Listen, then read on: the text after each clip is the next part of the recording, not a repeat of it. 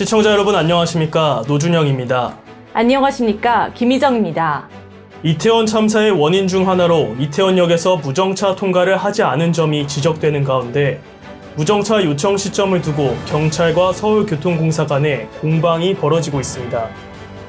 경찰은 참사 전 공사 측에 요청했으나 받아들여지지 않았다고 해명했습니다.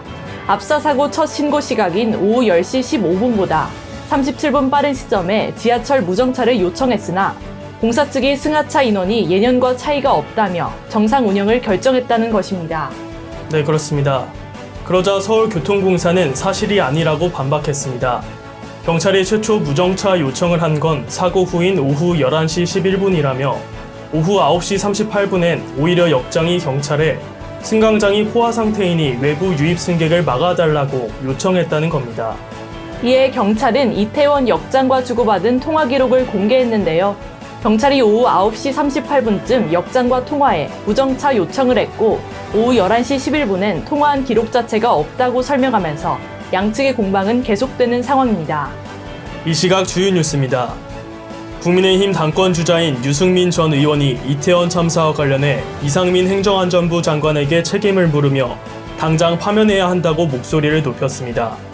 그는 이태원 참사는 반드시 원인을 밝히고 책임을 물어야 한다. 국가는 왜 존재합니까? 라고 반문하며 사전에 대비했어야 한다고 주장했습니다.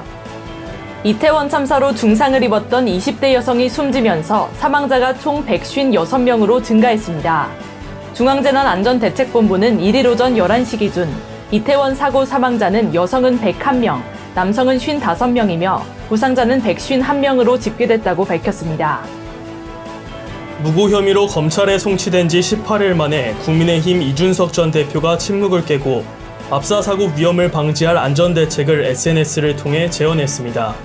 이 전 대표는 각종 통계와 데이터를 활용한 지하철 무정차 운행 시스템과 경찰 역할의 중요성을 강조했습니다. 올해 상반기 해외 직접 구매액은 2조 7천억 원으로 코로나19 직전인 2019년 상반기 1조 8천억 원 대비 50% 증가한 것으로 나타났습니다. 반면 올해 상반기 해외 직접 판매액은 1조 1천억 원으로 2019년 상반기 2조 6천억 원 대비 57.7% 감소했습니다. 10월 한국의 수출이 5.7% 줄어들며 월간 기준 2년 만에 마이너스로 전환했습니다. 무역 수지는 67억 달러 적자를 기록해 외환 위기 이후 25년 만에 처음으로 7개월 연속 적자를 이어갔습니다. 오는 11월 8일 개기월식이 나타나 평소보다 어둡고 붉은 달과 지구 그림자에 가려져 완전히 사라지는 달을 볼 수 있을 전망입니다.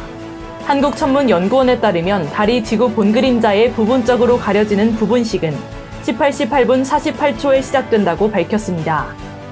메타가 운영하는 글로벌 SNS 인스타그램에서 어제 오후 10시경부터 발생한 서비스 장애가 약 9시간 만인 오늘 오전 7시경 해결됐습니다. 인스타그램 측은 이를 공식 트위터 계정을 통해 이번 버그를 해결했다, 미안하다라고 올렸는데 정확한 사고 원인은 밝히지 않았습니다.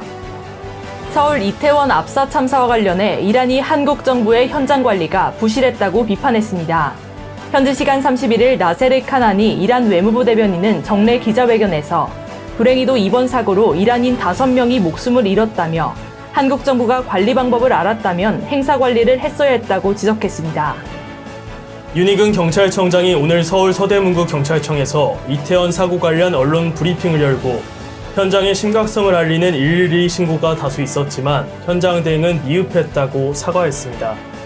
윤 청장은 사고가 발생하기 직전 현장의 심각성을 알리는 112 신고가 다수 있었던 것을 확인했다면서 신고 내용을 보면 사고 발생 이전부터 많은 군중이 몰려 사고 위험성을 알리는 급박한 내용들이 있었다고 말했습니다. 네, 그렇습니다.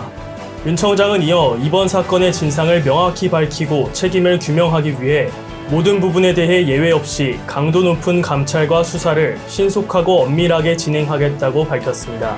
한편 국민 치안 책임자로서 사퇴할 의향이 있냐는 질문에 대해 윤 청장은 현안 해결과 사고 수습, 향후 대책을 마련하는 게 급선무라고 생각한다며 나중에 최종 결과가 나왔을 때 어느 시점이 됐든 그에 상응한 처신을 하겠다고 대답했습니다. 이 시각 주요 뉴스였습니다. 오늘 영상이 유익했다면 구독과 좋아요를 눌러주시기 바랍니다. 지금까지 김희정, 노준영이었습니다.